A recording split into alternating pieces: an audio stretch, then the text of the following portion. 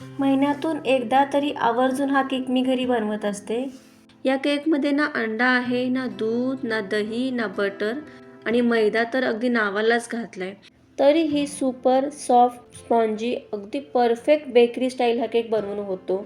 या केकची जाळी बघा, अगदी मस्त अशी बनवून झालेली आहे. बरं, यासाठी फार काही नाही, अगदी साधी सोपी सरळ रेसिपी आहे. घरात जे साहित्य उपलब्ध असेल त्यापासूनच आपण हा टी टाइम केक बनवणार आहोत. रव्याचा केक आहे हा. नमस्कार, सुनंदा होम कुकिंग चॅनलमध्ये तुम्हा सगळ्यांचं स्वागत आहे. इथे मी 1 कप भरून 200 ग्रॅम इतका बारीक रवा घेतलाय. बारीक रवा नसेल, जाडा रवा मिक्सरला फिरवून घेतला तरीही चालेल. आता ज्या कपाने मी रवा मोजून घेतलाय तेवढाच अर्धा कप साखर घ्यायची आहे. साखर बरोबर 150 ग्रॅम आहे, म्हणजे 200 ग्रॅम रवा आहे, 150 ग्रॅम साखर आहे. तर पावडर शुगर घेणार असाल तर जितका कप रवा तेवढीच पावडर शुगर घ्यायची आहे. आणि 50 ग्रॅम तेल आहे, रिफाइंड ऑइल आहे, घरात जे आपण खाद्यतेल वापरतो तेच घ्यायचे. बरोबर 1.5 टेबलस्पून बेकिंग पावडर घेतले. हा लहान चमचा अगदी 2 चिमूटभर इतका बेकिंग सोडा आहे आणि हा एवढाच घ्यायचा आहे. थोडीशी टुटी फुटी आहे, सजावटीसाठी लागेल. आणि हे पायनॅपल इसेन्स आहे.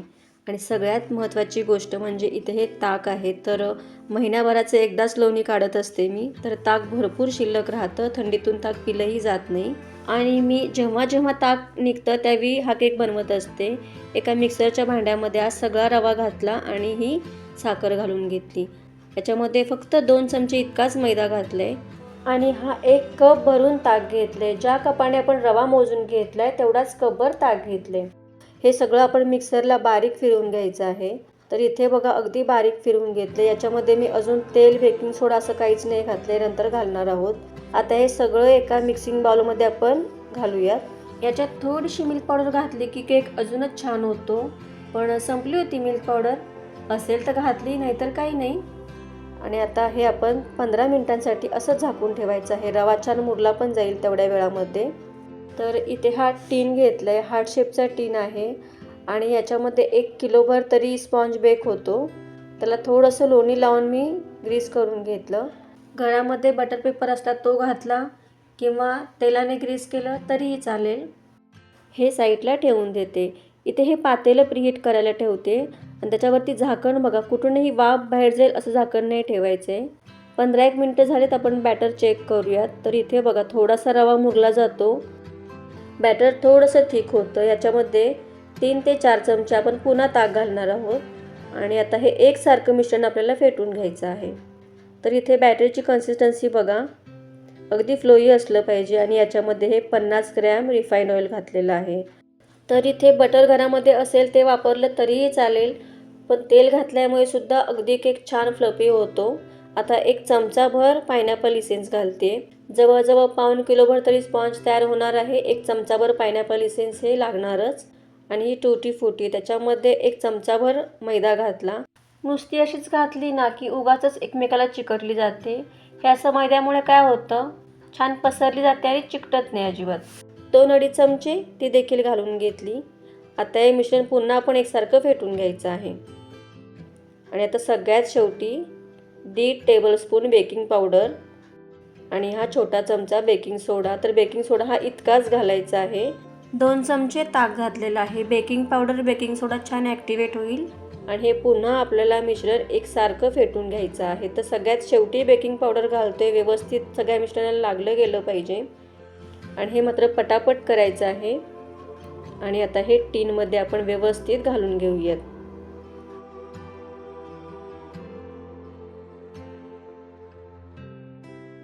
सगळं बॅटर व्यवस्थित ओतून घेतले टीनमध्ये. 2-3 वेळा असं टॅप केलं की एक्स्ट्राची एअर असते ती सुद्धा निघून जाते.